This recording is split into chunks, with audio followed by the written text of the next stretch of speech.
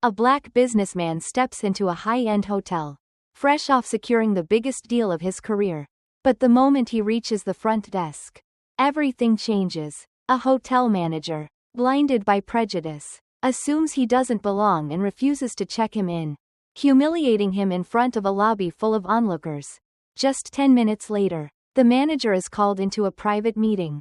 And what happens next shocks everyone. It sets off a chain of events no one saw coming. Stay with me. This is a story you need to hear. Before we dive in, let us know where you're watching from in the comments. And if this story moves you, don't forget to like, share, and subscribe for more powerful stories like this. It all started on an ordinary evening. The first thing you notice about a place is how it makes you feel. Before you even see its walls. Before you register the people inside. The weight of it settles on you like an old coat, stitched together by memories you never made but that somehow you still carry. David Foster had been carrying that weight his entire life. He stepped into the lobby of the Magnolia Grand Hotel, his shoes barely making a sound on the polished marble. A lifetime of moving carefully had taught him that. His suit was crisp, navy blue, tailored to his frame with a quiet elegance that did not beg for attention. Only respect. But respect is a slippery thing.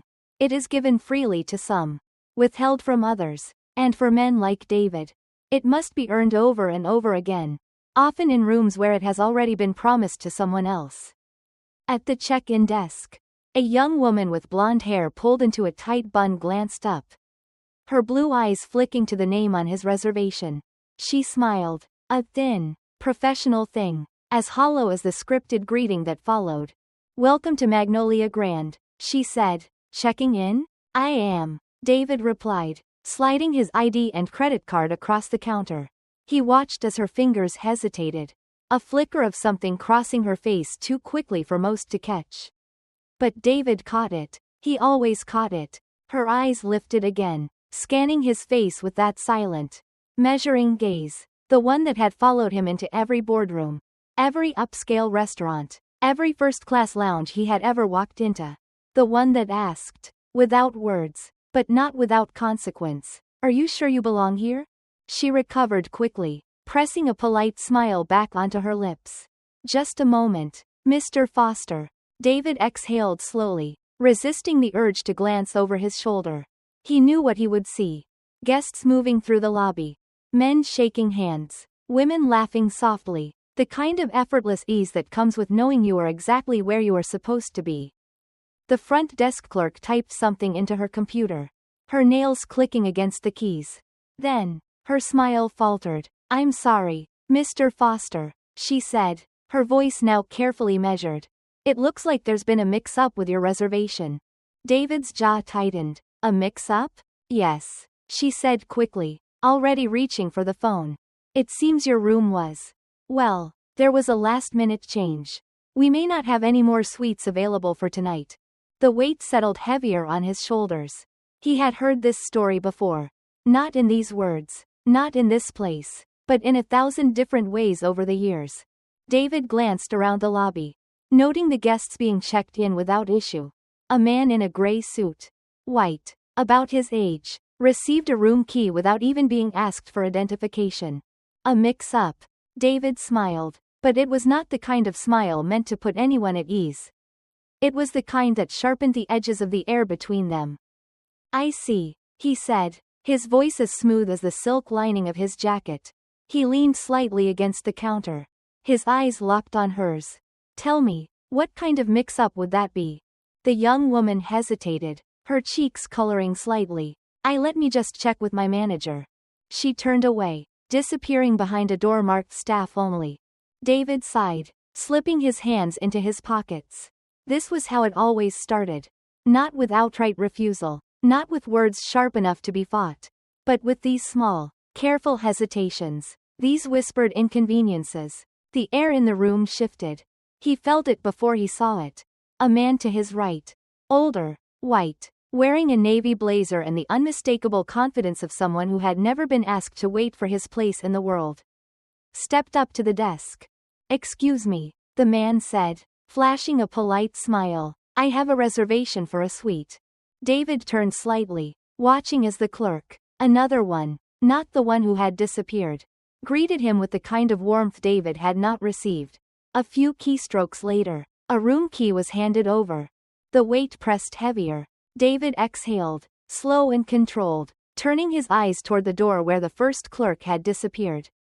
He did not move. He would not move, because that, too, was part of the weight. Knowing when to stand your ground. When to refuse the invitation to make yourself small. And so, he waited. The weight of waiting was not unfamiliar to David. It was a patient thing. An old companion that sat beside him in rooms where others moved freely. Where names were called before him. Where service came slower. Where smiles were thinner. He leaned against the polished counter. His gaze fixed on the door marked staff only. Behind it, the young woman was speaking with her manager. Whispering words David had heard in 100 different ways before. He imagined her voice, lowering just enough so that the truth of her concern could not be overheard. He's questioning it. No, I didn't say anything wrong. I just thought. It's not about race, of course not. But you understand, right? And he knew how it would end. How it always ended. Either an apology wrapped in an excuse. We're so sorry for the inconvenience. Mr. Foster, there was a clerical error. But we've fixed it. Or a more insidious outcome. One that would force him to accept an explanation that would not hold if his skin were a different color. The seconds stretched, slow and deliberate, like a test of endurance. To his right, the man in the navy blazer, the one who had walked up, smiled, and been given a room without so much as a question, was watching him now, not openly, but in the way certain men watched others when they weren't sure if they should be worried, amused, or indifferent. David turned his head slightly. Meeting his gaze, the man didn't look away. Problem? The man asked. Not in a way that suggested he cared about the answer. David smiled, slow and careful. No problem at all. The man nodded, adjusting his cuffs. Good. Then, after a pause, as if the silence between them made him uncomfortable, nice place. I stay here often. David said nothing. He had learned, over time, that silence had a different weight depending on who wielded it. He let the man stew in it for a moment. Just long enough for the man's confidence to falter. For his eyes to shift. For him to realize that not every conversation belonged to him. Then, the door behind the desk swung open. The young woman reappeared, followed by a man in a charcoal suit. A hotel name tag pinned neatly to his lapel. Mr. Foster, the man said, smiling the way men do when they are preparing to undo a mistake without admitting fault. My sincerest apologies for the delay. It seems there was an issue with our system. But we've gone ahead and upgraded you to a larger suite for the trouble. David did not smile. I see, he said, slipping his hands into his pockets. A mix-up. Then, the manager hesitated, the corner of his mouth twitching in the smallest flicker of uncertainty. He was not used to being questioned. Not here. Not in a place where men like him held authority and men like David were expected to accept apologies without looking too deeply into the reasons behind them. Yes, the manager said. A mix-up. David nodded slowly, reaching for the keycard the man extended toward him.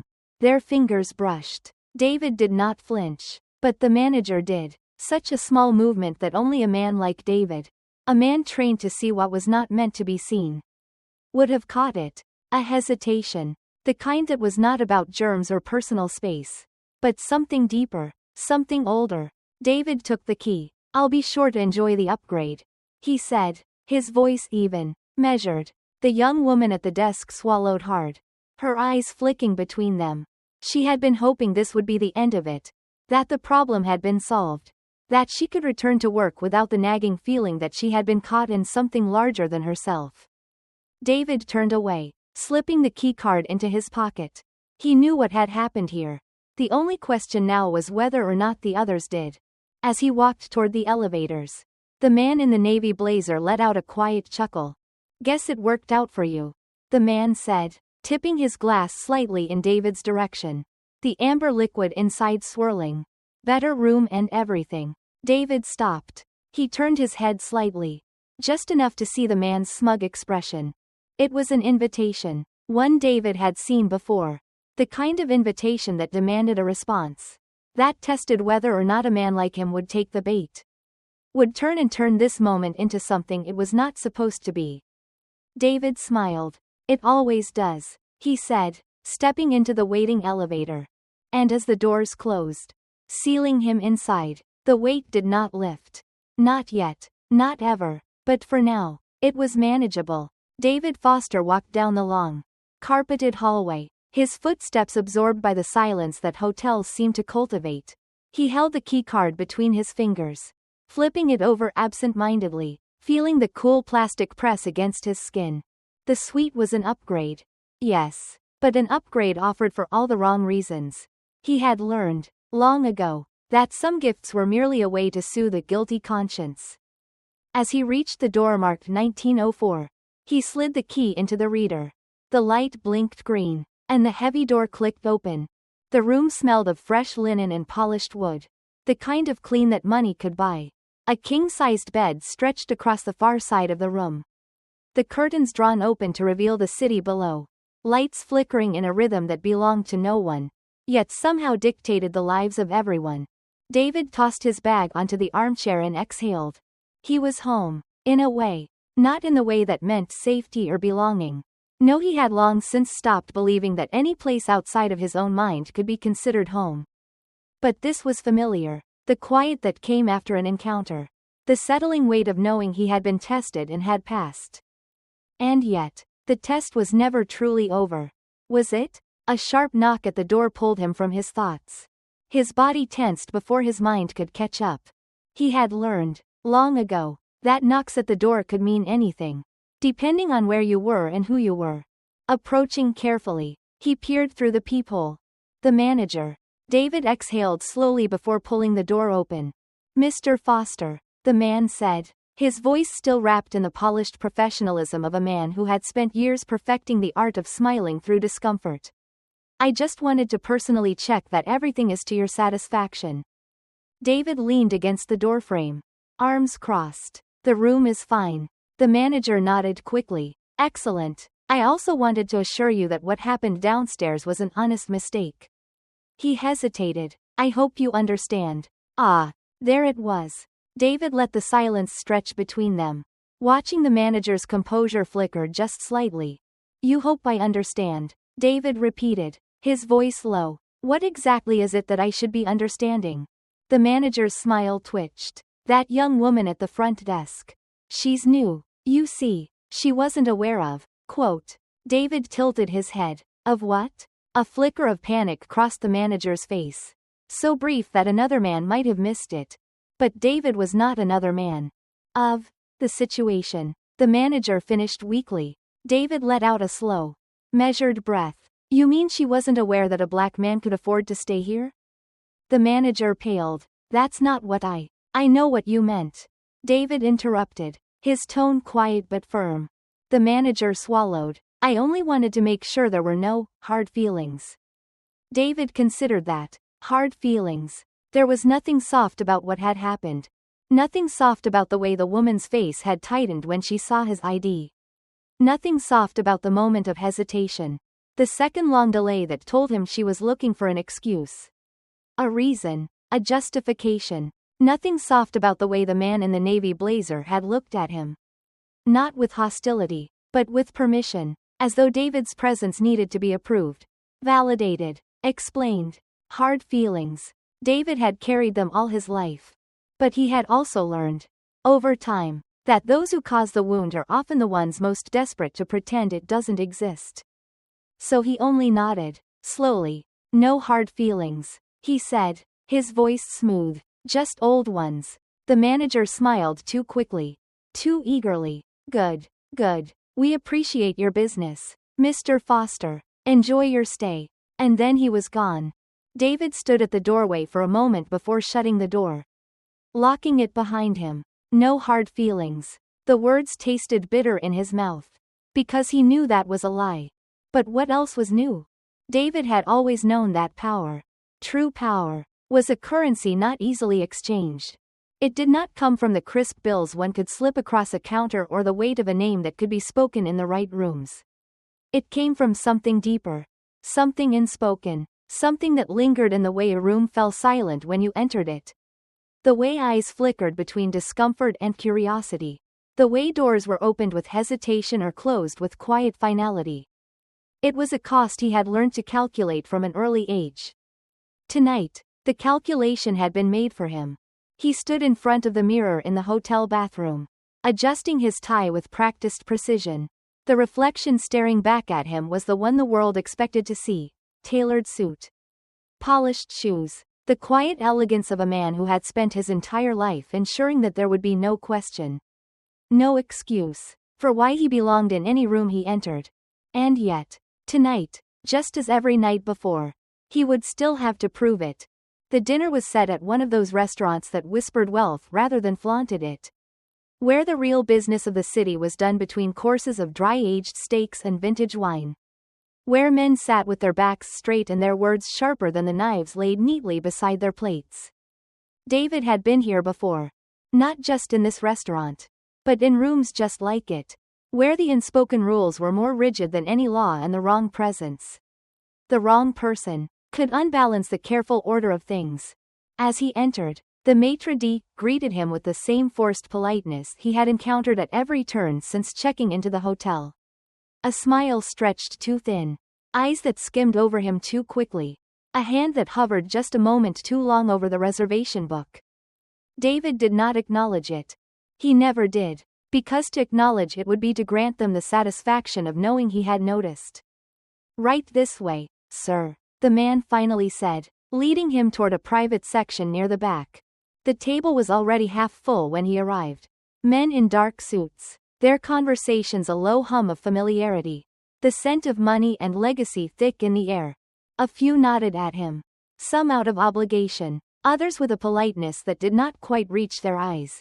And then there was Charles Langley. He was the kind of man David had spent his life studying. Born into wealth, raised in rooms where doors opened before he even needed to knock. The kind of man who did not simply belong. He owned a space around him, and he expected others to recognize it. "David," Langley said, offering his hand. "Glad you could make it." David shook it, his grip firm but measured. "Wouldn't miss it." Langley smiled, the kind of smile that masked something sharper underneath. "We were just discussing the firm's expansion. Big changes are coming. You've made quite an impression." David knew what this was. An invitation, wrapped in the guise of conversation. A test, disguised as a compliment. The waiter appeared at his side, a silent shadow waiting for an order. David glanced up, already anticipating what was coming. "Sir," the waiter said, his voice clipped but polite. "I believe you may be looking for the other event? The, community gathering?" Silence. It was quick. Just a moment, but David heard it, felt it, the shift in energy, the slight pause in breath, the unspoken tension that tightened around the table like an invisible thread.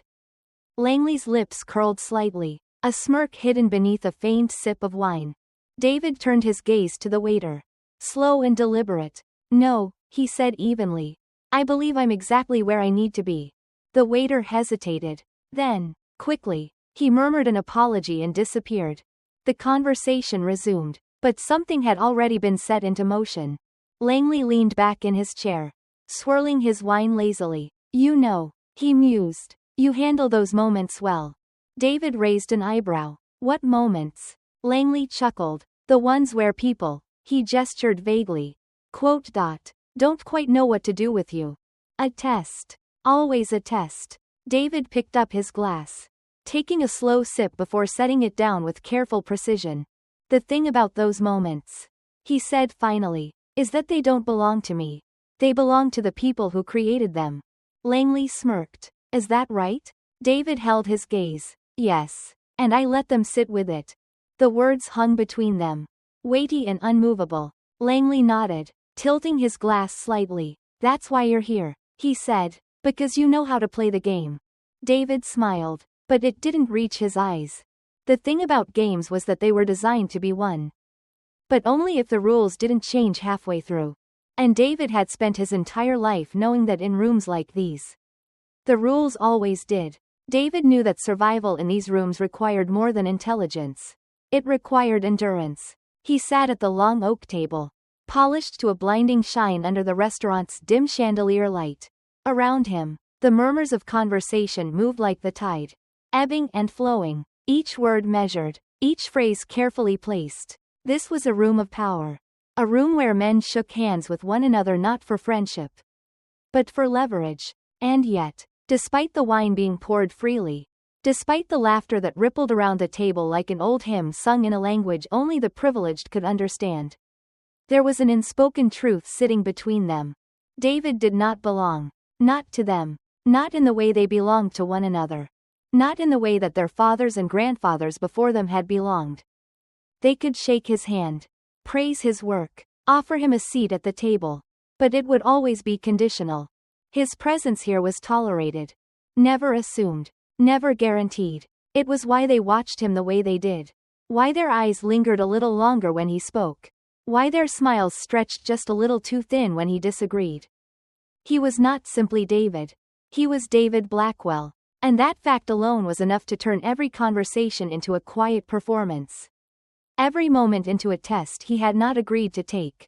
Across from him, Charles Langley, the unofficial leader of this quiet council of men, leaned back in his chair, swirling the last of his wine as he studied David with that smirk. The kind of smirk that men like him wore when they thought they already knew the answer to a question they hadn't yet asked. "So, David," Langley said, his voice smooth, casual, "I've been thinking about something." David knew better than to answer too quickly. Langley continued, setting his glass down. "We're looking at new leadership for the next phase of the expansion. Someone who understands the landscape. Someone who knows how to navigate." That word, navigate. It was always a polite substitute for something else. David let his gaze flicker around the table, catching the subtle shifts in body language. The way some men leaned forward slightly, waiting to see how he would respond. The way others took slow sips of their drinks, feigning indifference. It was a performance, a play that had been rehearsed in rooms like this for decades. And what exactly would this new leadership entail?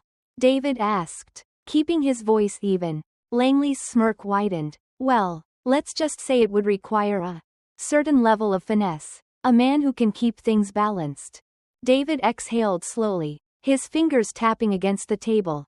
Balanced. Another word with layers. He knew what Langley meant.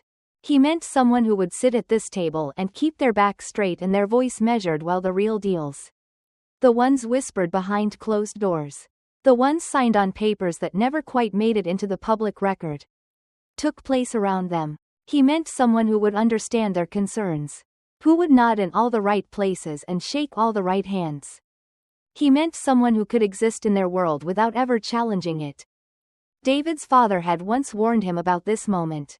"They'll let you in, son, but they'll never let you forget why they did." David picked up his own glass, took a slow sip, and set it down with deliberate care. "I appreciate the consideration," he said finally, "but I'm not looking for a role where I need to keep things balanced. I'm looking for one where I can move things forward." A pause. Langley's smile didn't falter, but David could see the shift. The slight tightening at the corners of his mouth. The flicker of something sharper in his eyes. "Forward," Langley repeated. "That's right."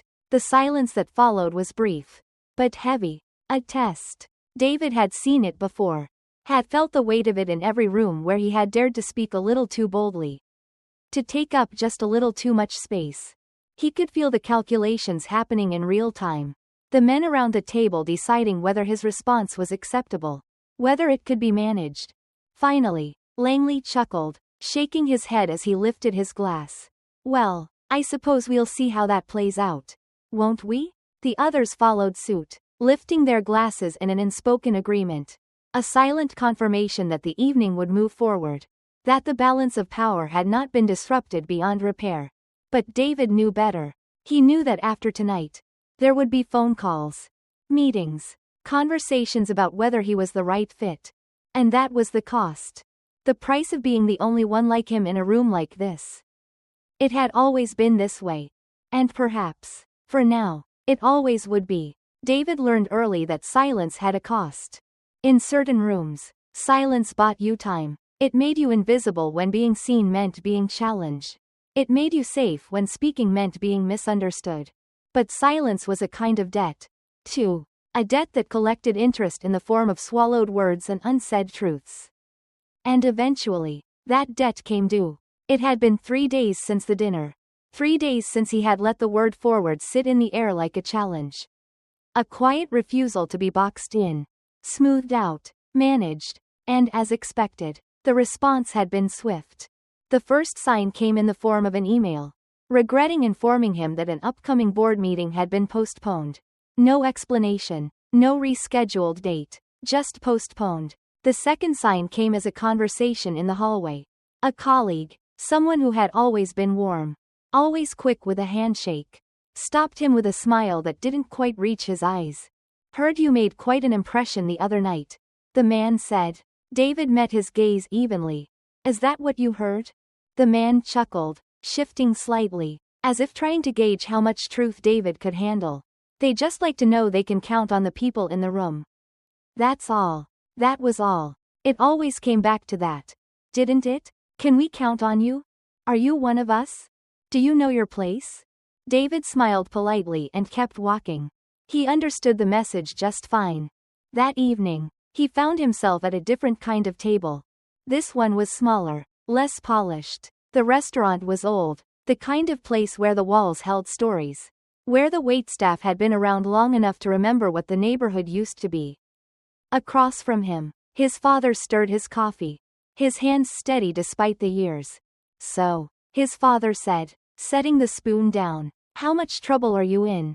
David exhaled through his nose, shaking his head. I said one word, Pop, forward. His father chuckled, nodding as if that confirmed something. And that was one word too many. Wasn't it? David sighed, rubbing his temples. I don't know if I can keep playing this game. His father leaned back, folding his arms. Son, the problem ain't the game. The problem is that you still think they'll let you win it. David looked up sharply. His father continued, his voice steady. They don't mind you in the room as long as you know it ain't yours. You're there to be grateful, to nod along, to smile at the right time.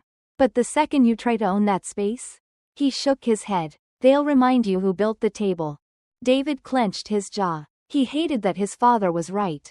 Then what am I supposed to do? He asked.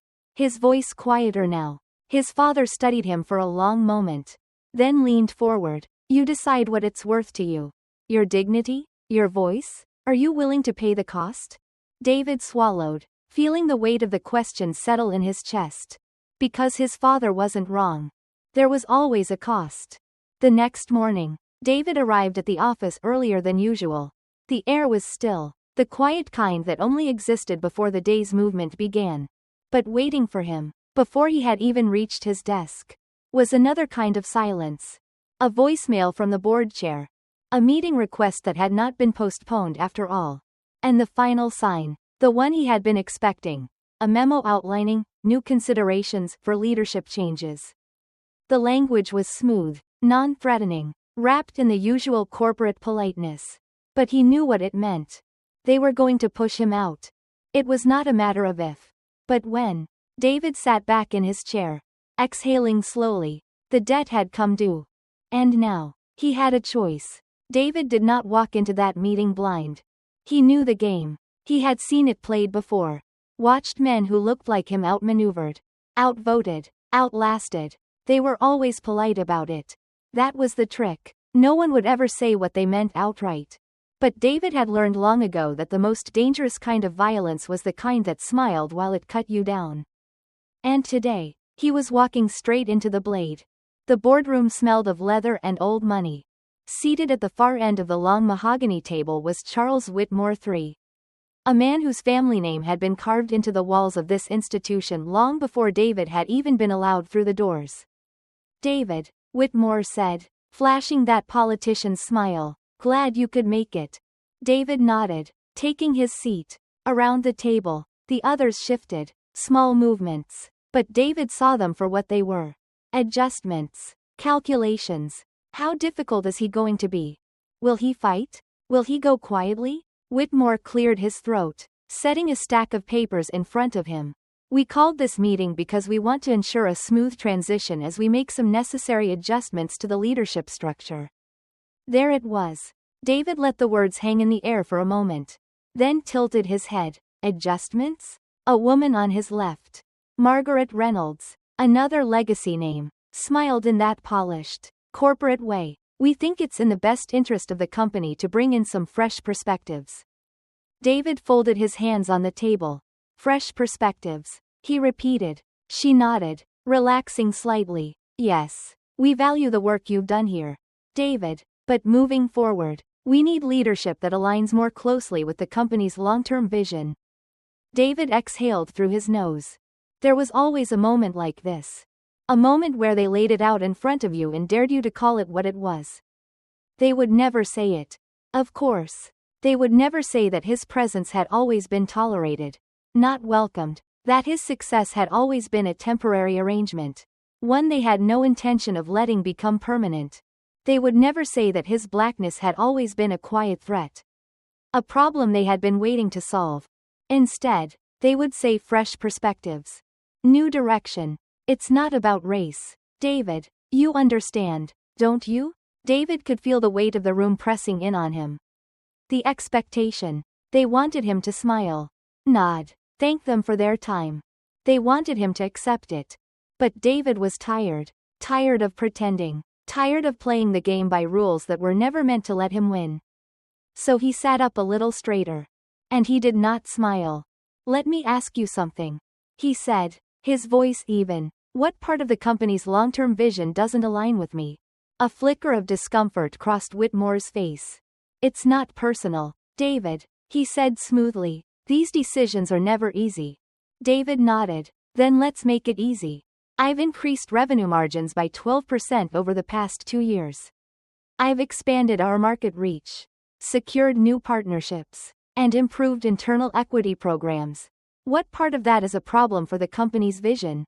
A silence settled over the room. Margaret shifted in her seat, glancing at Whitmore. David, she said carefully, this isn't a reflection of your abilities. David let out a low chuckle, shaking his head. That's exactly what it is. If I weren't capable, you would have let me fail. But I didn't. I did everything you asked. And then some. And now you want me out because I didn't just sit quietly in the chair you gave me. I took up space. Another silence. David saw it then. The way they looked at him. They weren't surprised. They weren't even angry. They had known this moment would come. They had counted on it. Because in the end, they didn't really care about his performance. They cared about his compliance. And now, he was no longer compliant. David, Whitmore said, his voice measured, we're offering you a graceful exit. A severance package. A glowing recommendation. This doesn't have to be ugly. David exhaled slowly. He thought about his father's words. The problem ain't the game. The problem is that you still think they'll let you win it. He thought about every time he had swallowed his pride for the sake of keeping the peace. And he thought about what it would cost him to do it one more time. David leaned forward, resting his elbows on the table. You don't get to decide what's ugly, he said, his voice steady. What's ugly is the lie. The lie that if I just worked hard enough, played by the rules, kept my head down, I'd be treated the same as everyone else. That was never true, was it? Whitmore opened his mouth, but David didn't let him speak. You can dress it up however you want. He continued, call it restructuring, call it a vision change, call it whatever helps you sleep at night. But we both know what this is. Another silence. The kind that only came when the truth was undeniable. Whitmore sighed, rubbing his temples. David, he said tiredly, take the package, move on. David studied him for a long moment. Then, finally, he smiled. See, that's the thing, he said, standing up. I'm already moving forward. And with that, he turned and walked out of the room, leaving them to sit in the silence he no longer owed them. David stepped out of the boardroom and into the cold, corporate hallway. The air was thick with the scent of old decisions and quiet betrayals. The walls had seen men like him before. Men who had walked in with confidence and left with their names erased. The door clicked shut behind him. Inside, he knew they would be sitting in silence. their polished shoes tapping against the floor, their hands smoothing down expensive ties, their mouths forming the same well-practiced lies. It was just business. He was being difficult. These things happen. But David was done listening. His footsteps echoed against the marble as he walked down the long corridor toward the elevator. He was not angry. No, anger would have meant he had been surprised. And David had long ago given up the privilege of surprise. What he felt was something quieter. Something deeper. A kind of exhaustion that stretched back generations. He pressed the elevator button and waited. Behind him, the glass doors of the boardroom remained closed. No one came running after him. No one called his name. That was the way of things. They never tried to stop you once you'd made up your mind to leave. Because, in their eyes, you were never meant to stay. The elevator doors slid open. Inside, a young black woman stood against the back wall, holding a stack of folders. Her name tag gleamed under the artificial lights. Danielle Simmons, junior analyst. She looked up as David stepped in, her eyes widening slightly in recognition. Mr. Cole, she said, startled. David gave her a small nod. Stepping inside, the doors slid shut. For a long moment, neither of them spoke. Then, hesitantly, Danielle glanced at him. I heard, she said, her voice barely above a whisper. About the meeting. David turned to her, studying her face. She was young, too young to have learned the rules of survival in a place like this. But she would learn that being good at your job was not enough. That some doors were locked before you even reached them. That the game was never about winning. Only about how long you could keep playing before they decided you'd had enough.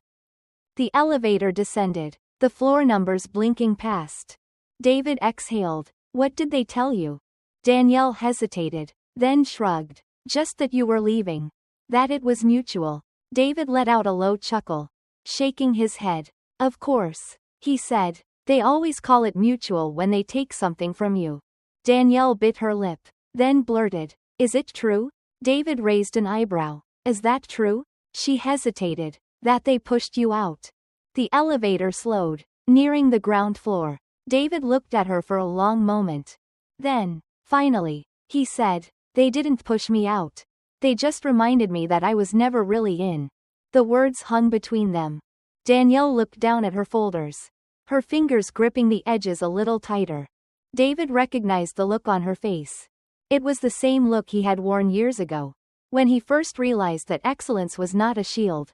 That no matter how well you played the game, someone else was always holding the rulebook. The elevator dinged. The doors slid open. David stepped out first. Danielle hesitated, then followed him. Mr. Cole, she said, her voice uncertain. What happens now? David paused. For a long time, he had believed that his power came from the seat they had given him. That his influence existed only as long as they let him sit at the table. But now, standing in the vast, gleaming lobby, he saw the truth. The table had never been his. And the real power, the kind that could not be taken, could not be voted out, was in knowing that he did not need it. David turned to Danielle. Now, he said, a slow smile forming. Now, I will build my own. And with that, he walked away, leaving behind the ghosts of men who had waited for permission that never came.